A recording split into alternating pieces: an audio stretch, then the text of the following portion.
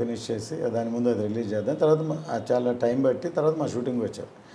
వచ్చిన సీక్వెన్స్ తోటి అసలు అప్పుడే సినిమా అయిపోవాలి, కానీ ఆ సీక్వెన్స్ చాలా ఇంపార్టెంట్. అది దాదాపు 60 డేస్ చేసాం. అందులో దాదాపు 45-50 డేస్ కళ్యాణ్ గారు ఉన్నారు ఒకే సీక్వెన్స్. ఇంతవరకు మేబీ హిస్టరీ అవ్వచ్చు.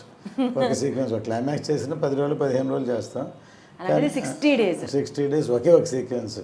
సో అందువల్లే దాంట్లో అంత పవర్ ఉంది. మేబీ అక్కడ రామోజీలో షూట్ చేస్తే అక్కడ ఒక హిల్ ఉంది, 4:30కి లైట్ పోద్ది, 4:30 సాయంత్రానికి 4:30కి. జనరల్గా 4:30 to 6 ఒక సాఫ్ట్ లైట్ ఉంటుంది.